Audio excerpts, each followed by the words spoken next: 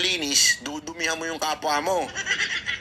Ganun po ang ginagawa nito pong Claire, ano na po ito, itong si Claire, o si Madam Claire. Ganyan ang ginagawa niya, dinudungisan niya ang Davao. Ang hindi niya naintindihan, dahil nga alam mo, parang pinulot lang ito sa kanto, wala akong alam mo ito, ayoko naman tawaging bobo, pero sa totoo lang, napaka-ignorante nito. Kasi hindi niya alam na tinanggalan ng police power si Mayor Baste Duterte.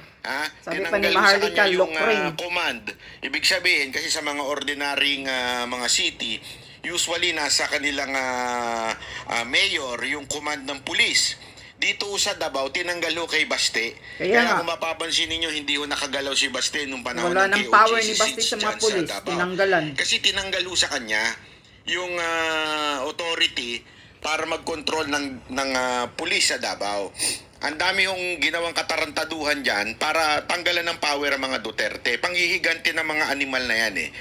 Nung nawala ho ang mga hawak ng kapangyarihan ng isang mayor doon sa lungsod, naturalmente, hindi ho nila alam kung ano yung tamang paraan para ayusin ang crime, peace and order ng city na yan.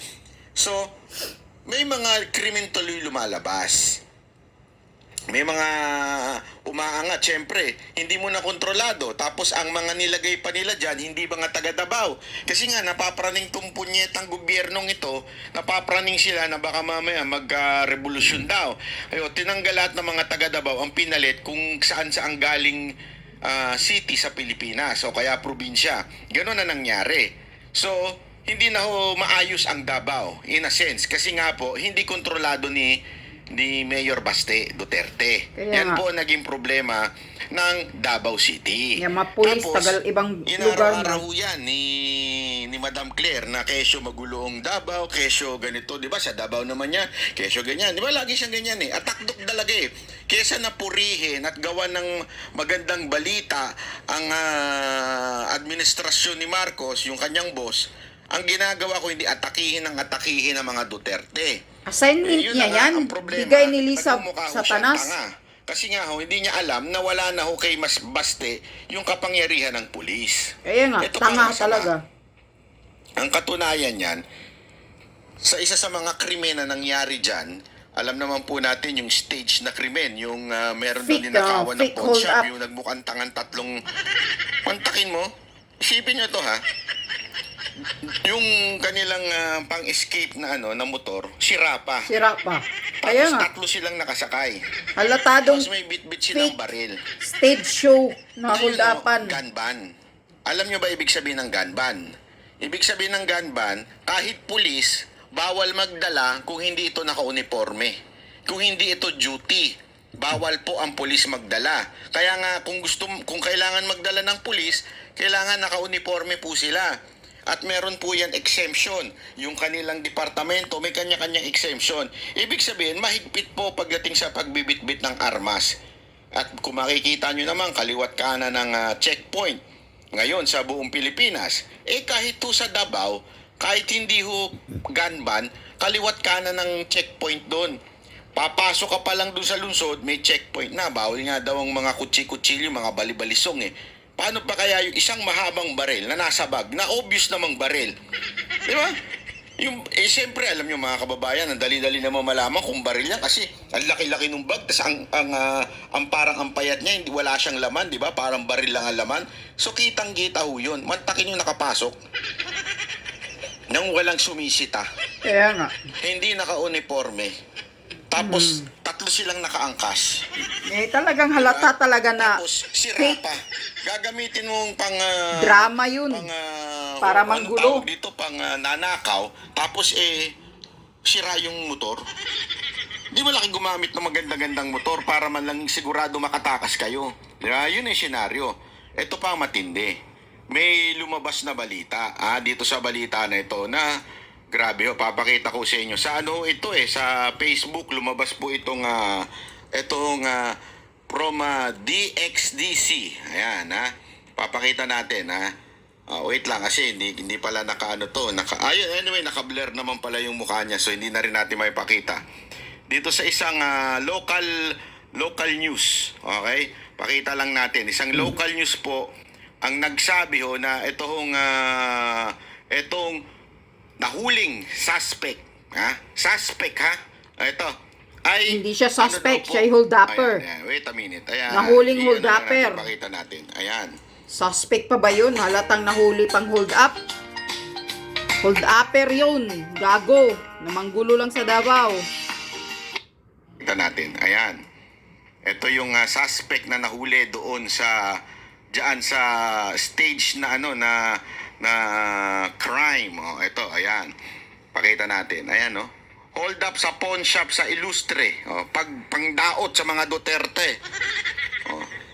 Translate din natin yan. Huwag kayong mag-alala. Sa mga hindi ko nakakaintindi ng Bisaya, translate po natin. Halata naman talaga na gustong sirain lang ang Davao, ang imahe ng Davao.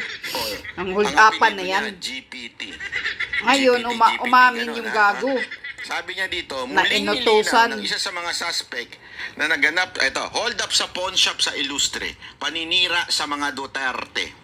Muling nilinaw ng isa sa mga suspect sa naganap na hold up sa Hanas Pawn Shop noong February 26 sa Ilustre Street, Davao City, na isa sa mga motibo ng krimen ay para paninira sa pamilya Duterte.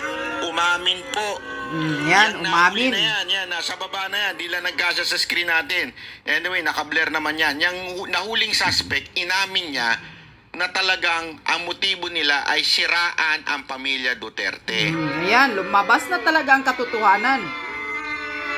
Sinong nag-utos? Si Bangag? Style lang ni Si Atty. Butod? Claire to, na ang motibo ay siraan ng mga Duterte sa kanyang trabaho, di ba? Ganyan ito si Atty. Claire.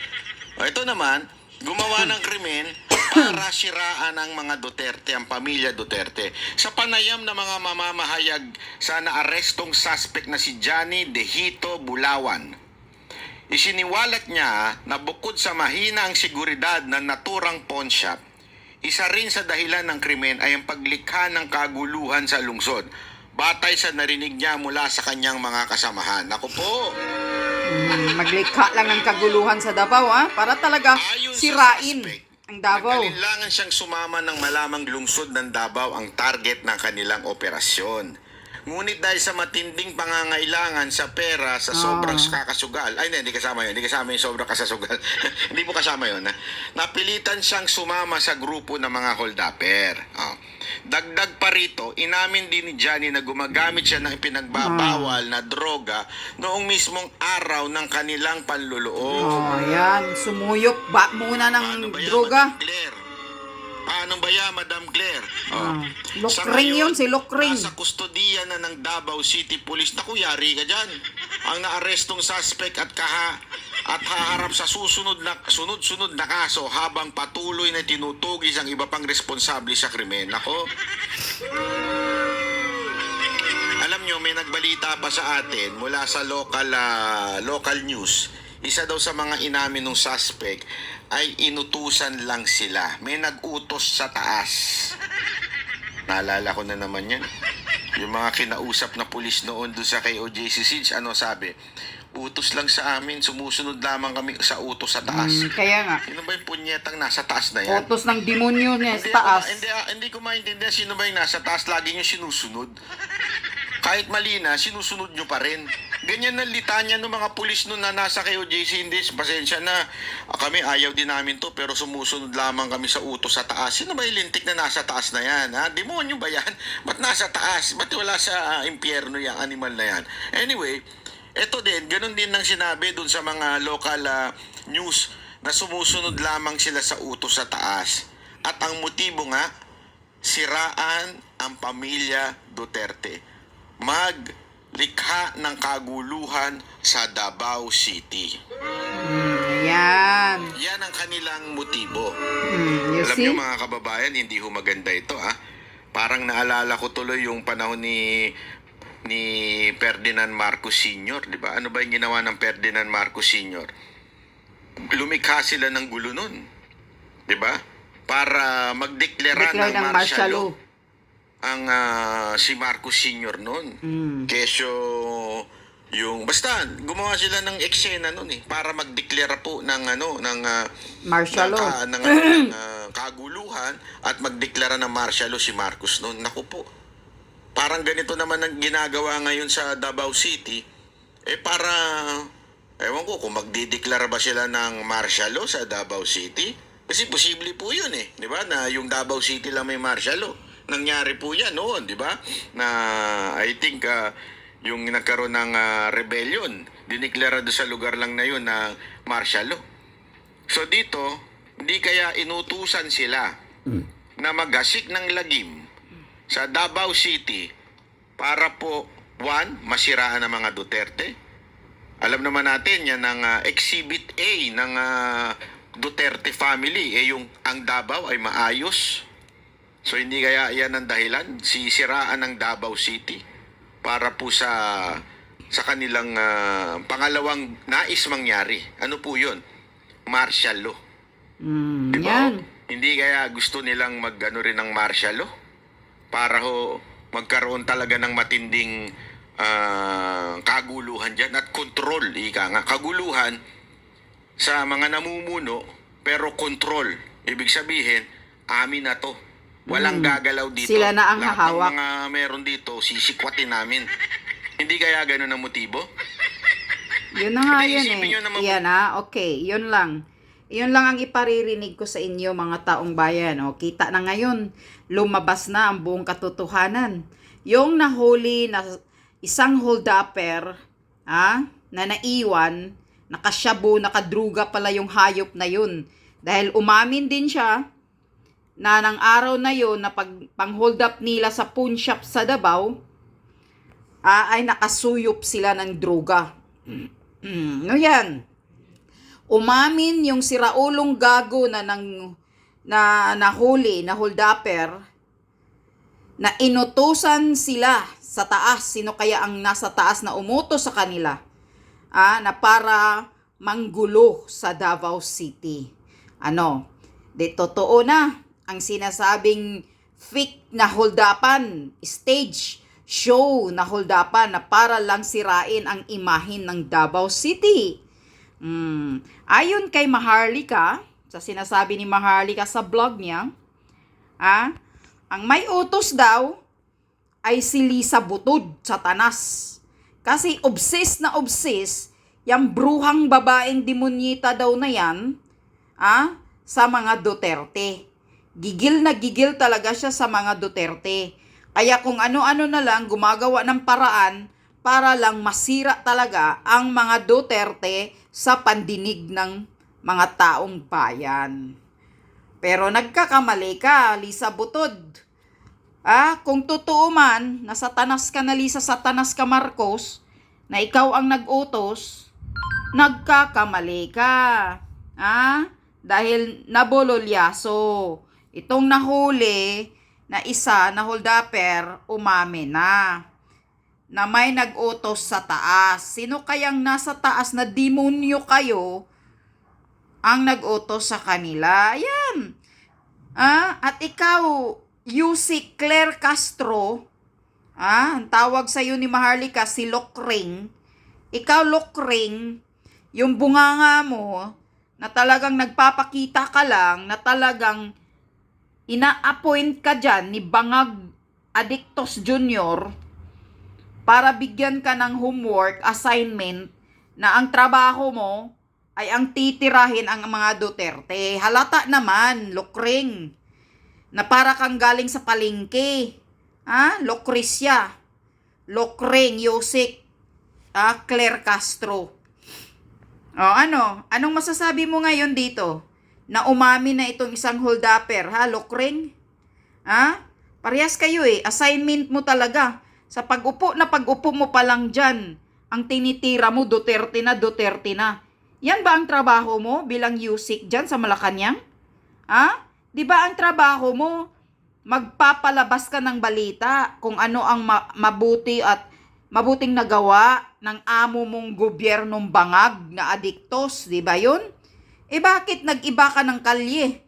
Bakit mga Duterte ang pinagtripan mo rin? Kitang-kita. Yan talaga ang assignment mo. Yan ang assignment mo na binigay sa'yo ni Lisa Butod, siguro. Ni Lisa Satanas. Ayan, na bawat araw, sisiraan mo talaga ang Duterte. O, para kang obsessed na obsessed sa Duterte eh. Parang hinayupak ka rin ang pagmumukha mo, Lokring Yan. Magkaparehas na kayo ng amo mong demonyeta. Na, sabi pa ni Maharlika, obsessed yung kidnapper mong among Lisa Tanas.